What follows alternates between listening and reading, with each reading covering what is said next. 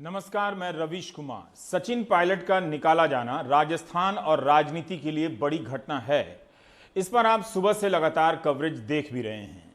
यह राजनीति अभी कई मोड़ लेगी, इसलिए मैं भी इसे यहीं छोड़ता हूं। उसका कारण है बिहार से एक बच्चे का मैसेज। उसके पिता फुटपाथ पर पड़े रहे भर्ती होने के लिए। वीडियो वायरल हुआ, तब जाकर पटना एम्स में भर्ती किया गया। आज बेटे का मैसेज आया कि सर पापा नहीं रहे। सचिन पायलट तो फिर भी मुख्यमंत्री या प्रधानमंत्री बन जाएंगे, लेकिन उस बच्चे के मैसेज के बाद मैंने तय किया कि प्राइम टाइम कोरोना पर ही करूंगा। इस महामारी के कारण भारत में 23,727 लोगों की मौत हो चुकी है। करीब 24,000 लोगों की मौत इतनी सामान्य संख्या तो नहीं कि बेपरवाह हुआ जा सके। अभी भी हम कई राज्यों में तैयारी और इंतजाम के ही चरणों में हैं। भारत टेस्टिंग के मामले में काफ़ी पीछे है, लेकिन जब महामारी इस तरह से फैलने लगे तो क्या अब टेस्टिंग का मतलब रह जाता है? क्या टेस्टिंग का मतलब इसलिए नहीं रह जाता कि हमारे पास संसाधन नहीं है, टेस्टिंग किट की क्षमता नहीं है? 12 से 14 जुलाई के बीच का वीडियो है। वुहान में बाढ़ आई हुई है। 76 दिनों के लॉकडाउन के बाद 8 अप्रैल को वहां तालाबंदी हटी थी, लेकिन जब मई के महीने में कुछ केस सामने आए तो पूरे शहर की आबादी की टेस्टिंग करा दी गई।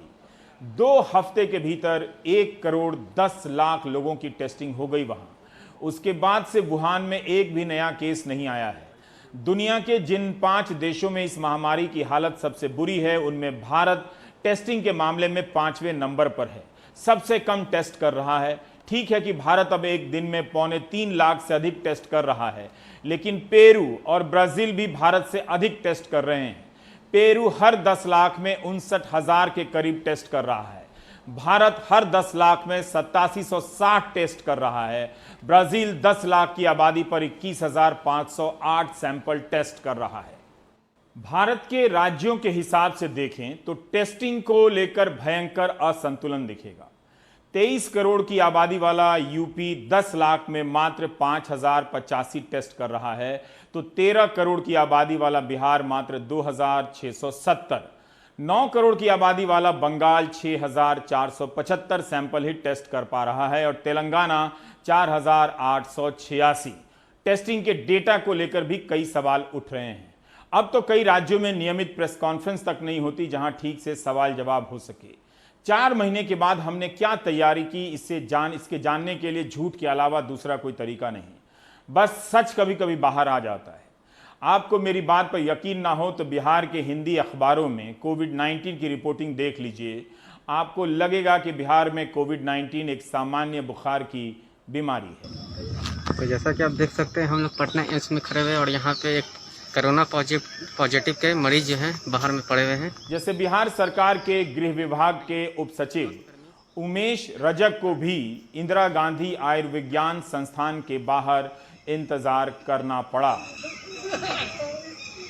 उन्हें भर्ती की जगह नहीं मिली तो एम्स में भर्ती कराया गया। पता चला कि पटना एम्स में इंदिरा गांधी आयुर्विज्ञान संस्थान के प्रमुख भी भर्ती हैं। यह वीडियो वायरल हुआ।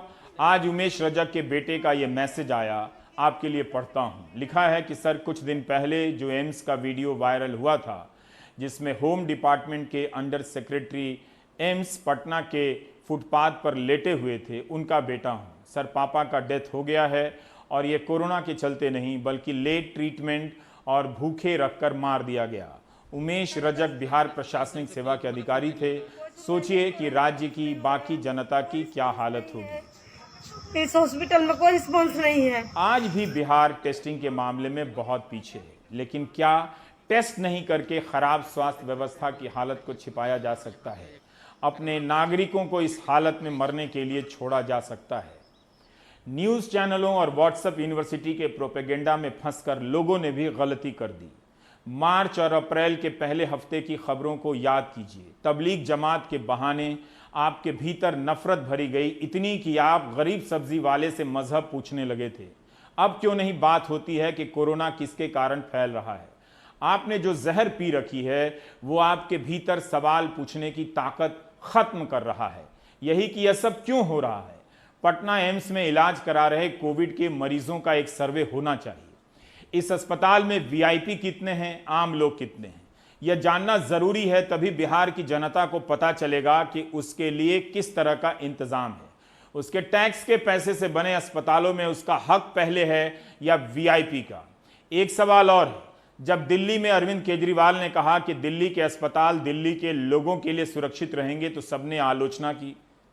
तुरंत दिल्ली के उपराज्यपाल ने इस फैसले को पलट दिया, लेकिन क्या इसी तरह का फैसला बिहार के भीतर लागू नहीं किया गया? अस्पतालों को जिले के लिए रिजर्व किया जा रहा है, क्या यह गलत नहीं है? पटना के पीएमसीएच को पटना, सारण, सिवान और गोपालगंज के लिए रिजर्व किया गया है। एनएमसीएच में भोजपुर, बक्सर, वैशाली, रोहतास, कैमूर के कोविड मरीज भर्ती होंगे। दरभंगा मेडिकल कॉलेज में दरभंगा, मधुबनी, समस्तीपुर, सुपौल, बेगूसराय के मरीज भर्ती होंगे। राजकीय चिकित्सा महाविद्यालय बेतिया में पूर्वी और पश्चिमी चंपारण के मरीज भर्ती होंगे। बिहार के जिलों को 9 मेडिकल कॉलेज में बांटा गया है, मगर बिहार के वीआईपी ने एम्स को अपने लिए रख लिया है क्या? पटना एम्स में कोविड के 500 बेड हैं। अभी सारे नहीं भरे हैं, लेकिन यहां पर प्रशासनिक अधिकारी, पत्रकार, डॉक्टर, विधायक और मंत्री और उनके स्टाफ भर्ती किए गए हैं। कायदे से चेक करना चाहिए कि एम्स में जो विधायक भर्ती है वो अपने जिले के अस्पताल में क्यों नहीं भर्ती है।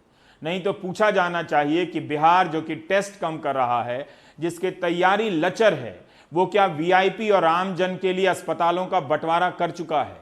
एम्स में भर्ती मरीजों के ऑडिट से ही साफ होगा। ये 2 मिनट में काम हो सकता है।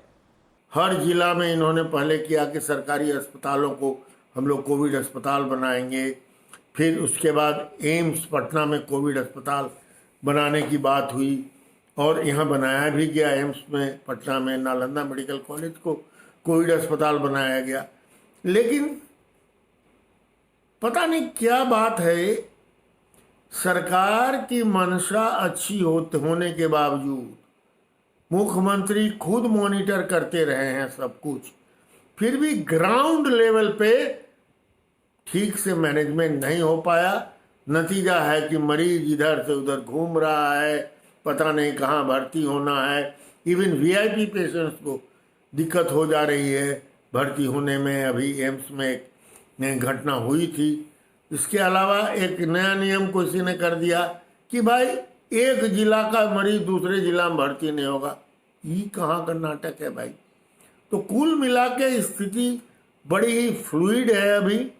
क्या इसलिए मेडिकल कॉलेजों को 2-3 जिलों तक सीमित किया गया ताकि राज्य भर से भीड़ पटना ना पहुंचने लगे और पटना से खबरें देश भर में ना पहुंचने लगे? अगर जिलों के अस्पताल खराब हैं तो लोग पटना क्यों नहीं आएंगे? वे दशकों से आते रहे हैं, अचानक उन्हें पटना आने से कैसे रोका जा सकता है? एनएमसीएच की नर्सों ने भी हंगामा किया। इस खबर का संक्षिप्त डिटेल बताता, कितनी छोटी खबर है कोरोना के टाइम में, कि बिहार कोविड से कैसे लड़ रहा है। नर्सों का कहना है कि कोविड के शवों को नर्सों की ड्यूटी रूम के करीब रख दिया जाता है। दूसरी खबर है, वहां के अखबार से ही दिखा रहा हूं, कि पीएमसीएच के जूनियर डॉक्टरों ने पीपीई किट, ग्लव्स, मास्क की कमी को लेकर काम का बहिष्कार किया। डॉक्टरों को अभी भी इन बुनियादी सुविधाओं के लिए जूझना पड़ रहा है। जूनियर डॉक्टरों की मांग थी कि उनके लिए अलग से आईसीयू बेड बनाए जाएं। वे पॉजिटिव आने पर कहां भर्ती होंगे? इस मांग को मान लिया गया। घटना सोमवार की है और डॉक्टर काम पर लौट गए हैं। पीएमसीएच के डॉक्टर अश्विन ननकुलियार की मौत कोरोना से हुई है। डॉक्टर कुलियार को एम्स में भर्ती कराया गया था। 14 जुलाई को पीएमसीएच ने एक और सीनियर डॉक्टर को कोरोना के कारण खो दिया। ईएनटी विभाग के प्रमुख डॉक्टर एनके सिंह का निधन हो गया। कोविड वार्ड में काम करते हुए वे संक्रमित हो गए थे। साफ है, पटना में भी इलाज की व्यवस्था एक सी नहीं है, सबके लिए समान नहीं है। अगर वीआईपी ने अपना इंतजाम कर लिया है तो फिर आम लोग किसके भरोसे रहे? टेस्ट नहीं करके इस महामारी को ना तो छिपाया जा सकता है ना बचा जा सकता है। 4 महीने का वक्त मिला था और इंतजाम की ये हालत है। बिहार बीजेपी के दफ्तर में 75 लोग संक्रमित पाए गए हैं। संख्या बढ़ सकती है क्योंकि कई सारे कार्यकर्ताओं के सैंपल लिए गए। बिहार में बीजेपी के अध्यक्ष संजय जायसवाल का कहना है कि 24 लोगों को तो कोई लक्षण नहीं है। बीजेपी दफ्तर में चुनावी गतिविधियां जोरों पर थी। दूसरे दलों के कार्यालयों में भी यही हालत होगी। ऑनलाइन रैली के नाम पर लोग एक स्क्रीन के सामने बिठाए गए, वहां भीड़ हुई और सामाजिक दूरी का पालन भी नहीं हुआ। मुख्य सचिव घर से काम कर रहे हैं बिहार सरकार के, उनके सचिवालय के कई स्टाफ संक्रमित हो गए हैं। अस्पताल में जो है लाशें पड़ी रहती हैं, लेकिन कोई इलाज करने वाला, डेड बॉडी ले जाने वाला, हटाने वाला तक नहीं। बेहतर अस्पताल व्यवस्था करानी चाहिए, टेस्ट की प्रॉपर व्यवस्था करानी चाहिए, वेंटिलेटर की व्यवस्था करानी चाहिए। पीपीई किट जो है डॉक्टर को धरना देना पड़ता है कि भाई उनको उपलब्ध करा दिया जाए पीपीई किट, मास्क, सैनिटाइज़र। और बिहार जो है सबसे आखिरी पायदान पर है। एकमात्र कोविड के लिए अस्पताल है डेडिकेटेड एनएमसीएच, थोड़े से बारिश में जो है डूब जाता है। करोड़ों की आबादी है, एक चरण में अगर चुनाव होगा तो करोड़ों लोग सड़क पे रहेंगे, उससे तो और संक्रमण फैलेगा।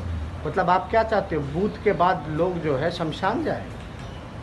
क्या लाश के ढेर पे चुनाव कराना ठीक रहेगा?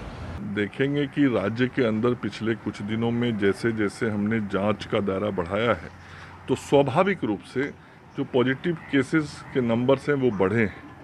और पूरे दुनिया का, देश का आंकड़ा जब आप देखिएगा तो आपको स्पष्ट हो जाएगा कि जो जांच हम लोग कर रहे हैं उसमें ये इतना नंबर आना स्वाभाविक है। जो परिस्थितियां आज देश और दुनिया के अंदर बनी हुई हैं, हमारा रिकवरी रेट 70% से ऊपर है। ये बहुत महत्व का विषय है और इस कारण से जो एक्टिव केसेज हैं वो लिमिटेड हैं। बिहार में एक बार फिर से लॉकडाउन 16 जुलाई से 31 जुलाई तक होने जा रहा है, लेकिन इस बार सभी जिला मुख्यालय, सब डिविजनल मुख्यालय, ब्लॉक मुख्यालय, नगर निकाय में यह प्रभावी होगा। ग्रामीण इलाकों को इससे बाहर रखा गया है। हवाई जहाज और रेलगाड़ियों को अलग रखा गया है। दिल्ली के मुख्यमंत्री अरविंद केजरीवाल नियमित प्रेस कॉन्फ्रेंस करते हैं। बिहार के मुख्यमंत्री ने 4 महीने में प्रेस से कभी विस्तार से बात ही नहीं की। जर्मनी की चांसलर एंजेला मार्केल ने ऐसे ही कई नेताओं के बारे में एक बात कही है, जैसा कि हम सब पहली बार इसका अनुभव कर रहे हैं। आप इस महामारी से झूठ और गलत सूचनाओं के सहारे अब और नहीं लड़ सकते हैं।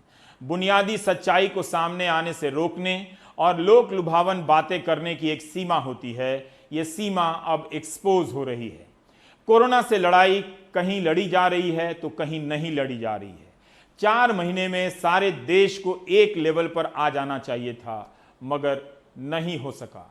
भारत में कोरोना से संक्रमित मरीजों की संख्या 9 लाख पार कर चुकी है। पिछले हफ्ते से ऐसा कोई दिन नहीं जब कोविड से 450 से 500 लोग एक दिन में ना मरे हों।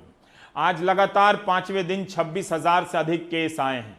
14 जुलाई की सुबह जो बुलेटिन आई है उसके अनुसार 24 घंटे में 28,498 केस आए हैं नए। 110 दिन लगे थे जब हम 1 लाख केस की संख्या पर पहुंचे थे। 56 दिनों के भीतर 8 लाख नए केस आ गए हैं। हर 3 से 4 दिन में 1 लाख नए मरीज अब सामने आने लगे हैं। 19 मई को पॉजिटिविटी रेट 4.89% थी। 14 जुलाई को पॉजिटिविटी रेट 9.59% हो गई है, यानी अब टेस्ट करने पर ज्यादा नए मरीज सामने आ रहे हैं। यही हाल ओडिशा का भी है, जहां मजदूरों के जाने के पहले तक संक्रमित मरीजों की संख्या बहुत कम थी। ओडिशा की तारीफ हो रही थी, लेकिन यहां के एक जिले गंजाम में हर दिन नए मरीजों की संख्या रिकॉर्ड बना रही है। 16 मार्च को ओडिशा में एक ही केस था। 30 अप्रैल तक मात्र 153 ही संक्रमित मामले थे। 30 अप्रैल तक गंजाम में एक भी केस नहीं था। 1 मई को पहला केस आया। गुजरात से आए 2 प्रवासी मजदूर संक्रमित हुए। गंजाम में सबसे अधिक प्रवासी मजदूर आए थे। 31 मई यानी 1 महीने के भीतर गंजाम में 456 लोग संक्रमित हो गए। 30 जून तक गंजाम में 1556 लोग संक्रमित हुए। 14 जुलाई तक ओडिशा में जितने केस आए हैं उसका 29% अकेले गंजाम में है। इस तारीख तक गंजाम में 4,335 केस आ चुके हैं। ओडिशा में 74 लोग मरे हैं, 44 अकेले गंजाम में। ओडिशा में संक्रमित मरीजों की संख्या 14,000 से अधिक हो चुकी है। टेस्टिंग के मामले में ओडिशा बहुत पीछे है। 14 जुलाई को ओडिशा में एक दिन में 543 नए केस आए। गुजरात में पहले, अहमदाबाद में यह संक्रमण तेजी से फैलने लगा था। अब सूरत अहमदाबाद की बराबरी करने लगा है, बल्कि आगे निकलने लगा है। इसका मतलब यह नहीं कि अहमदाबाद में नए केसों का आना, नए मामलों का आना बंद हो गया है। जुलाई महीने में सूरत में 3,286 नए मामले आए तो अहमदाबाद में 2,346 केस आए। जुलाई के पहले 13 दिनों में गुजरात में 10,000 से अधिक नए मामले आ गए हैं। गुजरात में संक्रमित मामलों की कुल संख्या 42,808 से अधिक हो चुकी है। 2,000 से अधिक लोगों की मौत हो चुकी है। सूरत की हालत खराब है। लोगों के ट्वीट बता रहे हैं कि सूरत में इन दवाओं की ब्लैक मार्केटिंग हो रही है। आम लोग भी इस समस्या पर खूब बात कर रहे हैं। 9 जुलाई के अहमदाबाद मिरर में आलोक ब्रह्मभट्ट ने रिपोर्ट की है कि कोरोना से संबंधित दवाओं की सूरत में ब्लैक मार्केटिंग हो रही है। 40,000 की दवा टोसिलीजुमैब 1 लाख तक में बिक रही है। 7 जुलाई को नवसारी के सांसद CR पाटिल ने सूरत के कमिश्नर को लिखा था कि यहां टोसिलीजुमैब 400 mg रेमडेसिविर की कमी है, इसकी व्यवस्था करें। 6 दिन बाद यानी 13 मई को सूरत म्यूनिसिपल कमिश्नर का ट्वीट है कि रेमडेसिविर और टीजुमैब की मांग को देखते हुए अब इसकी आपूर्ति अस्पतालों के जरिए ही की जाएगी ताकि केस अधिक हों तो ये दवाएं उपलब्ध हों और ब्लैक मार्केटिंग ना हो सके। इन दवाओं को लेकर अमीर लोग ज्यादा दामों में खरीद रहे हैं तो ब्लैक मार्केटिंग भी हो रही है। दवा कंपनियां या डीलर पैसे बना रहे होंगे। अब यही दिक्कत महाराष्ट्र में भी होने लगी है।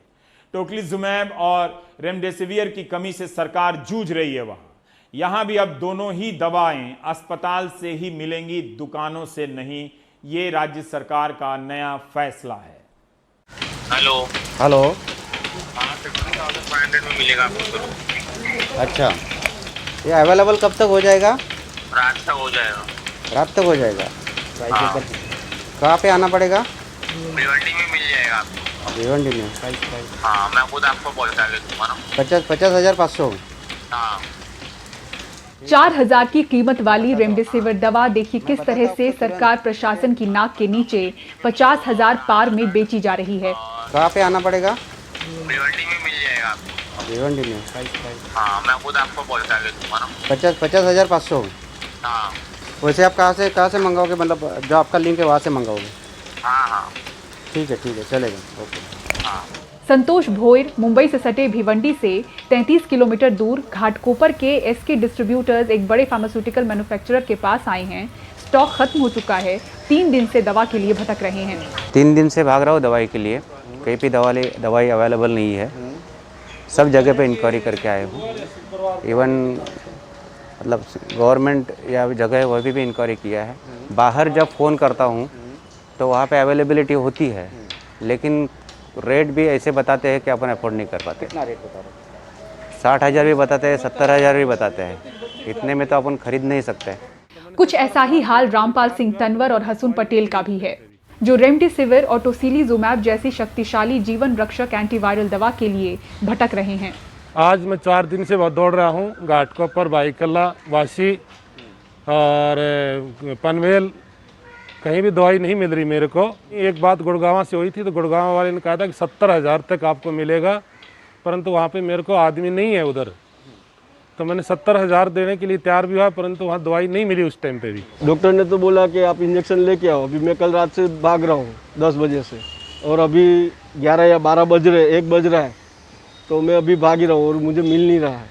सोशल मीडिया के जरिए ऐसे वीडियो पोस्ट कर दवा की गुहार लगाने वालों की भी झड़ी लगी हुई है। Please get the medicines available as soon as possible. Please save my father. Maharashtra Indian medical association के अध्यक्ष डॉक्टर अविनाश बोंडवे कहते हैं कि राज्य में हर रोज 10,000 रेमडेसिविर इंजेक्शन की जरूरत है। महाराष्ट्र में रोजाना 10,000 रेमडेसिविर इंजेक्शन की जरूरत है, और आज जो पेशेंट्स एडमिट है, करीब करीब 20,000 तक पेशेंट एडमिट हैं, उनके लिए 1.5 लाख इंजेक्शन का होना जरूरी है। काला बाजार रोकने के लिए उसका जो उपलब्धता है ये इंजेक्शन की, ये करना ज़्यादा ज़रूरी है, और उसमें जो रुकावटें हैं वो रेड टेपिज्म है वो निकाल देना चाहिए। इन दवाओं की भारी किल्लत के बीच महाराष्ट्र के कुछ नेता इसे बांट रहे हैं और इन तस्वीरों पर फूड एंड ड्रग एसोसिएशन सवाल उठा रहा है। बहुत से राजनीतिक दलों के राजनेताओं ने भी ये बताना स्टार्ट किया है कि ये दवाइयाँ वो उपलब्ध करवा रहे हैं या फिर उनके थ्रू उपलब्ध हो रही हैं, उनके द्वारा वो पेशेंट तक पहुंचाई जा रही हैं।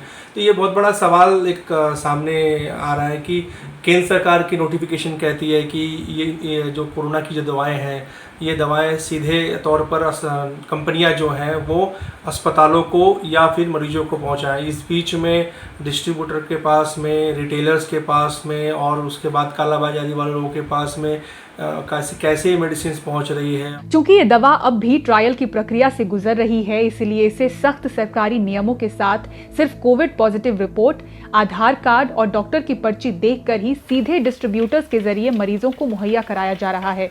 लेकिन इस सख्ती के बीच बड़ी आसानी से दवाओं की कालाबाजारी भी जारी है। ऐसे में मांग उठ रही है कि सरकार इन जरूरी दवाओं का स्टॉक जल्द बढ़ाए और वितरण प्रक्रिया में और पारदर्शिता लाए। मुंबई से पूजा भारद्वाज की रिपोर्ट, एनडीटीवी इंडिया के लिए। क्या हम कोरोना की बढ़ती संख्या से सामान्य हो सकते हैं? कभी रिकवरी रेट के बहाने बताया जाता है कि काफी लोग ठीक हो रहे हैं, कभी पॉजिटिविटी रेट के सहारे बताया जाता है कि काफी लोग संक्रमित हो रहे हैं, कभी डेथ रेट के सहारे बताया जाता है कि मृत्यु दर काफी कम है, इसमें कमी आ रही है। इन सब पर बात करने के लिए हमारे साथ हैं डॉक्टर शाहिद जमील। महामारी के विशेषज्ञ हैं, संक्रमण के विशेषज्ञ हैं। वॉशिंगटन स्टेट यूनिवर्सिटी से बायोकेमिस्ट्री में पीएचडी की है। उसके बाद university of Colorado medical school से मॉलिक्यूलर बायोलॉजी में आगे की पढ़ाई की है, जिसे पोस्ट डॉक रिसर्च कहते हैं। हेपेटाइटिस ई के वायरस पर काम किया है। 120 रिसर्च पेपर छाप चुके हैं। मेडिकल साइंस में शांति स्वरूप भटनागर पुरस्कार मिल चुका है। डॉक्टर शाहिद जमील से हम बात करेंगे। डॉक्टर जमील, मेरा पहला सवाल यही है कि टेस्टिंग की बात हो रही है और इसमें दो तरह की राय मैं सुन रहा हूँ। एक राय ये है कि टेस्टिंग अभी भी करनी है आपको, और एक राय ये है कि अब ये महामारी इतनी फैल गई है कि टेस्टिंग का कोई मतलब नहीं रह गया है। नहीं, टेस्टिंग का तो मतलब है, और टेस्टिंग का मतलब इसलिए है कि जब तक आप टेस्ट नहीं करेंगे आपको पता कैसे चलेगा कि किस एरिया में इन्फेक्शन बढ़ रहे हैं, कहाँ कम हो रहे हैं, कैसे आपको ट्रेस करना है, कैसे आपको आइसोलेट करना है। तो सबका बेसिस टेस्टिंग है। और हिंदुस्तान का जो डेटा दिखा रहा है उसके हिसाब से अभी अगर हम करीब 8 या 9 टेस्ट करते हैं तब हमको एक पॉजिटिव मिलता है। ये नंबर बढ़ के करीब 1:20 का रेशियो होना चाहिए। अगर हम 20 टेस्ट करें और उसमें हमको एक पॉजिटिव मिले तब हमें लगेगा कि अब हमारी आउटब्रेक जो है ये नीचे की तरफ जा रही है। तो अभी तो हमें करीब 2 से 2.5 गुना ज़्यादा टेस्टिंग करनी है। तो ये बिल्कुल गलत है कि टेस्टिंग का कोई माने नहीं है। टेस्टिंग जब तक आप करेंगे नहीं आपको पता ही नहीं चलेगा कि हो क्या रहा है। तो फिर हमें सही बात कैसे पता है अगर हम टेस्टिंग नहीं कर रहे हैं? कई राज्य हैं जो अपने आबादी के अनुपात में बहुत ही कम टेस्टिंग कर रहे हैं, जैसे बिहार है, बंगाल है, तेलंगाना है, उत्तर प्रदेश भी उसी में से एक है अपने आबादी के अनुपात में। तो क्या हम ठीक जानते हैं कि मृत्यु दर क्या है? हो सकता है बहुत से ऐसे लोग मरे हों जिनकी टेस्टिंग नहीं हुई लेकिन वो कोविड से मरे हों। तो क्या हम अपने आप को आश्वस्त कर सकते हैं कि भारत में जो कोविड को होने वाली मौतें हैं, डेथ रेट जो है वो काफ़ी कम है और भारत काफ़ी अच्छा प्रदर्शन कर रहा है? देखिए, मौत को छुपाना ज़रा सा मुश्किल हो जाता है। तो मेरा ये मानना है कि मौत का डेटा जो है वो भले ही पूरा ना हो लेकिन इतना गड़बड़ नहीं है। लेकिन हम अगर टेस्ट नहीं करेंगे तो हमको ये नहीं पता चल पा रहा है कि हमारी कितनी पॉपुलेशन इन्फेक्टेड है। मैं आपको एक एग्जांपल देता हूँ, ये गवर्नमेंट का अपना डेटा है। ICMR ने 11 जून को ये बताया था कि उनका एक सीरो सर्वे हुआ था जो कि उन्होंने अप्रैल के एंड में किया था 26,000 लोगों को लेके, और उस सीरो सर्वे में उनको ये मिला था कि 0.73% पॉपुलेशन जो है उसमें एंटीबॉडीज मौजूद हैं। इसका मतलब कि उनको इन्फेक्शन हो चुका है।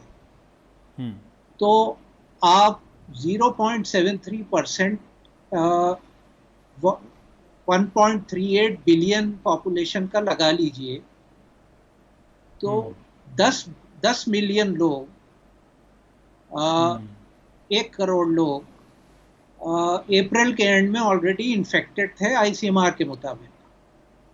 और अगर ये आउटब्रेक हर 20 दिन पे डबल हो रही है तो मोटा मोटा हिसाब ये है कि उस डेटा के हिसाब से आज को हमारे यहाँ तकरीबन 15 से 16 करोड़ इन्फेक्शन हो चुका है, अगर हम वो डेटा माने तो। और ये गवर्नमेंट का अपना डेटा है, ये कहीं इधर उधर से नहीं आया हुआ डेटा है। तो टेस्टिंग तो करना ज़रूरी है, और जब तक हम करेंगे नहीं हमें पता ही नहीं चल पाएगा कि हो क्या रहा है। तो आपने बिल्कुल सही कहा कि बहुत से ऐसे एरियाज हैं जहाँ टेस्टिंग हो ही नहीं रही है या बहुत कम हो रही है।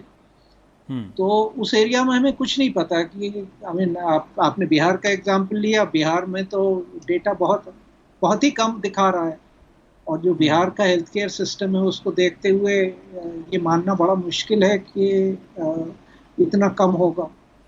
एक सवाल रिकवरी रेट को लेकर कहा जा रहा है। कई लोग जो एक्सपर्ट हैं वो कह रहे हैं कि रिकवरी रेट से हमें कुछ ज़्यादा जानने को नहीं मिलता है। ये जो ओवरऑल रेट आ रहा है, जो संक्रमण तेज़ी से फैल रहा है, और उसके मुकाबले हेल्थ सिस्टम कितना मजबूत है वो देखा जाना चाहिए।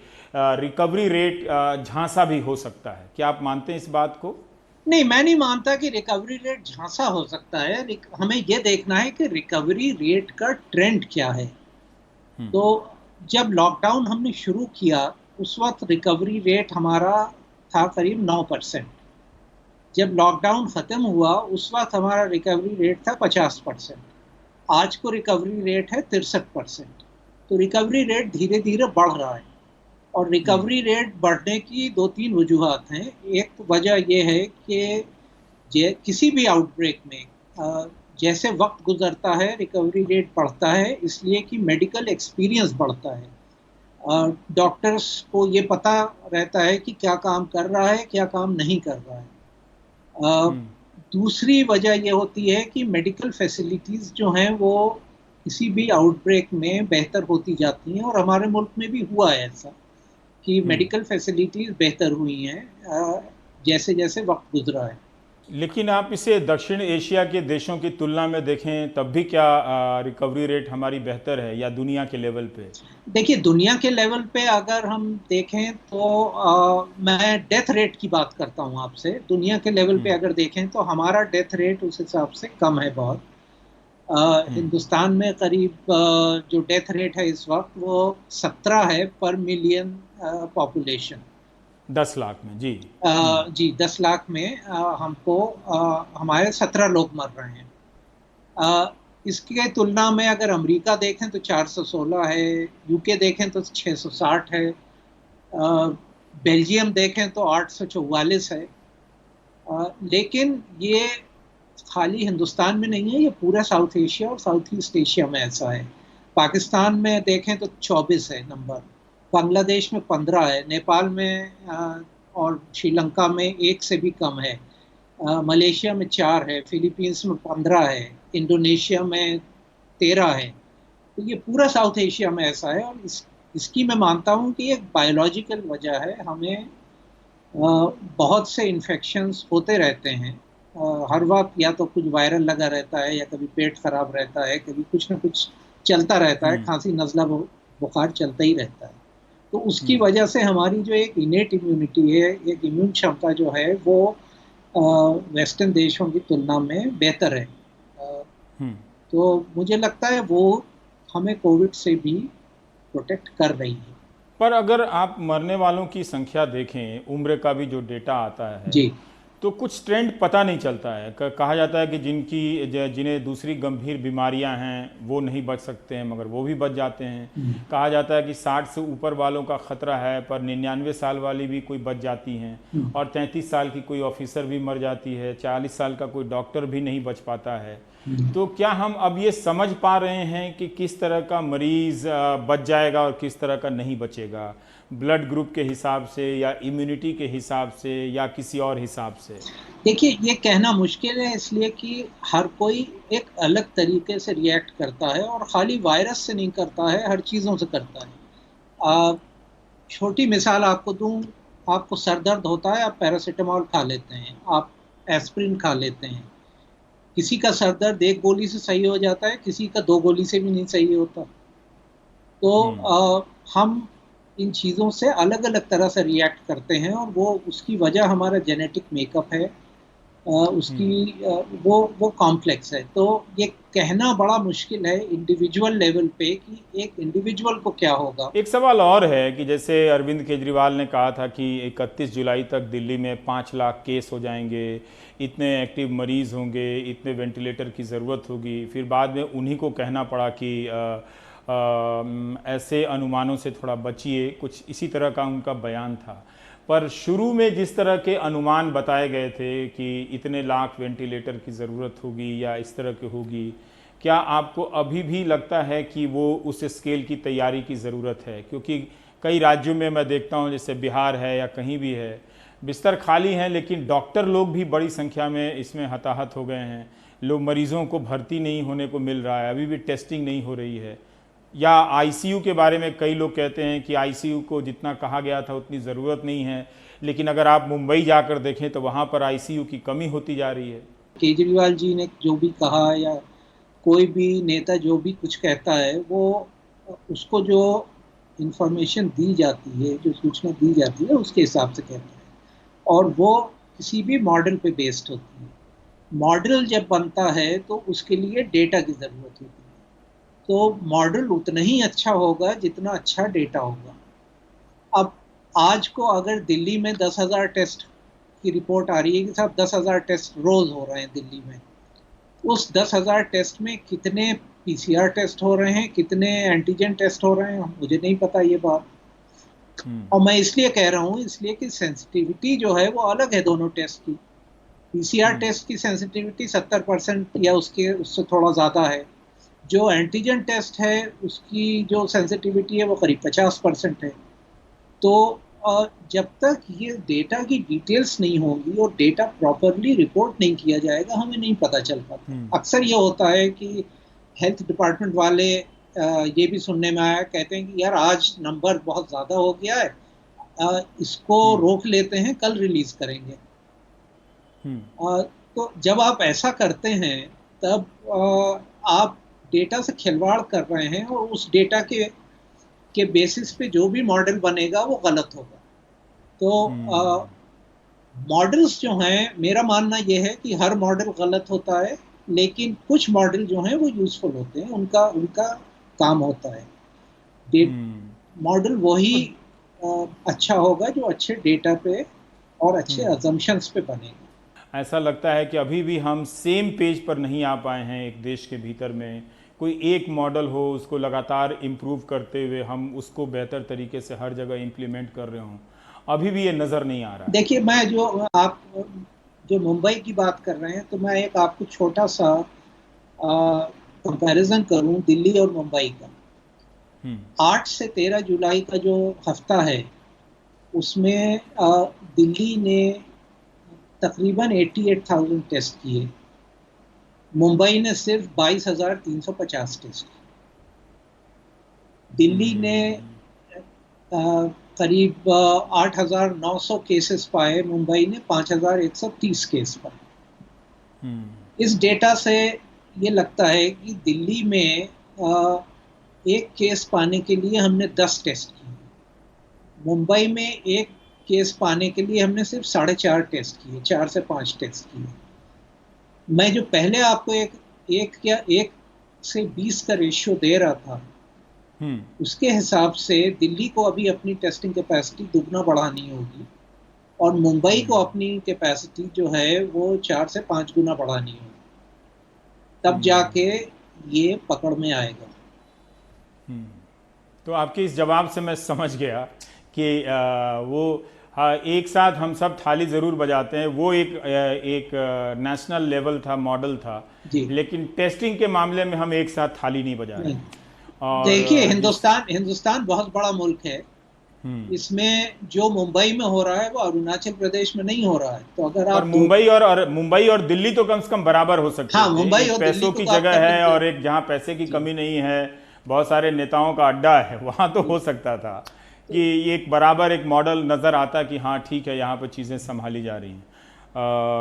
डॉक्टर जमील, ये संक्षिप्त बातचीत के लिए बहुत बहुत शुक्रिया आपका। हम आगे भी आपसे और जानकारी लेते रहेंगे। काफ़ी बेहतर तरीके से आपने बताया। बाकी ब्रेक के बाद। शुक्रिया रमेश।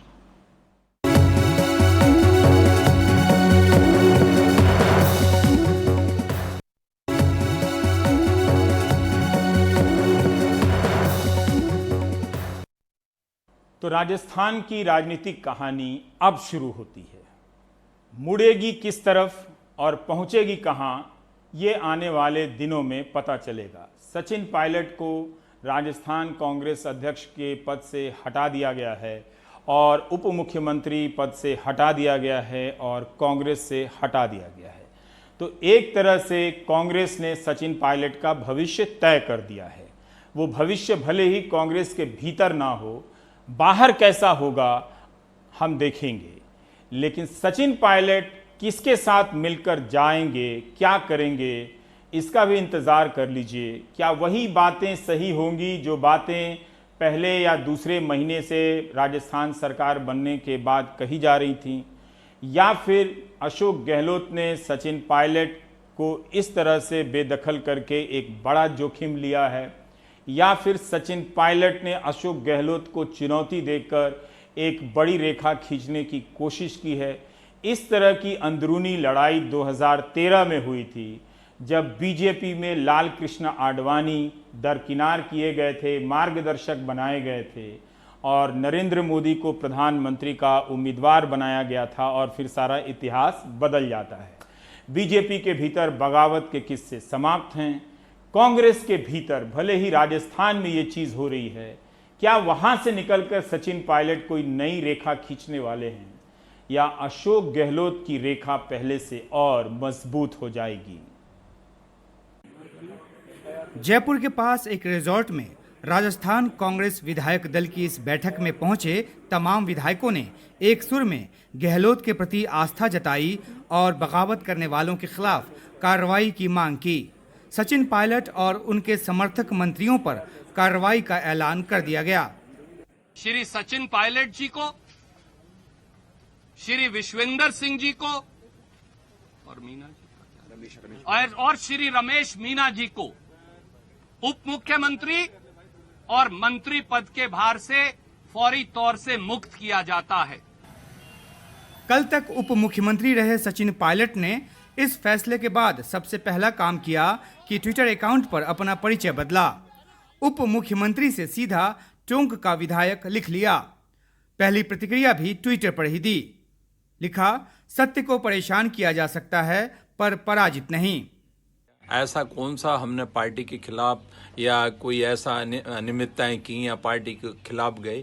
हमारी नाराजगी थी तो हमने पार्टी के मंच पे बात रखी और पार्टी के मंच पे जो बिंदु थे उनके लिए वही कि हमारी समस्याओं का समाधान करें। जनता से जुड़ी हुई समस्याएं, गरीब से जुड़ी हुई समस्याएं। सचिन और गहलोत की आपसी खींचतान लंबी चली, विधानसभा चुनाव जीतने से पहले और जीत के बाद भी। उन्हें लगता रहा कि प्रदेश अध्यक्ष के तौर पर उन्होंने जो मेहनत की उसका प्रसाद मुख्यमंत्री पद के रूप में मिलेगा, लेकिन ज्यादातर विधायक गहलोत के पक्ष में थे, लिहाजा मुख्यमंत्री गहलोत ही बने। सचिन हाशिए पर धकेले जाने की शिकायत लेकर राहुल गांधी तक पहुंचते रहे और सब ठीक किए जाने का भरोसा लेकर लौटते रहे, लेकिन इस बार जब 124A में मामला दर्ज कर नोटिस दे दिया गया तो इस गुर्जर नेता ने इसे अपने आत्मसम्मान का सवाल बना लिया। इनके समर्थक विधायकों ने आर पार की लड़ाई ठान ली।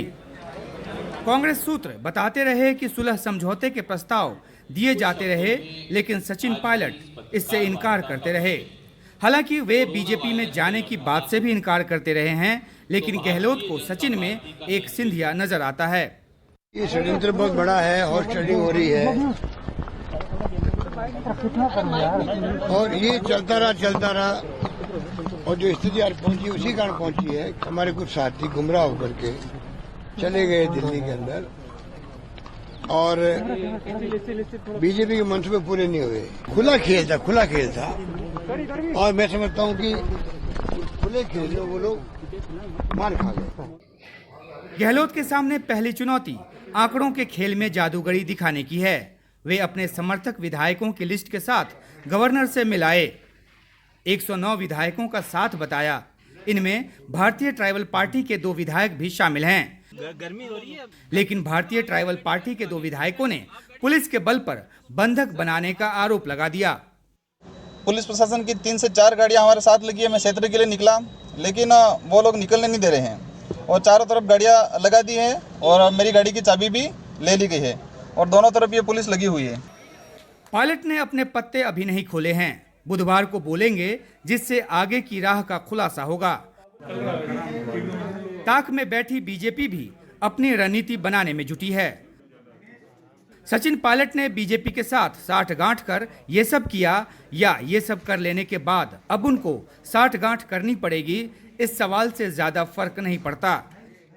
निगाह इस बात पर बनी रहेगी कि जाट, गुर्जर और मीना जातीय समीकरण की ताकत के बूते वे किसी के साथ मिलते हैं या फिर अपनी राह बनाते हैं, या फिर ये उनके राजनीतिक करियर की सबसे बड़ी भूल साबित होती है।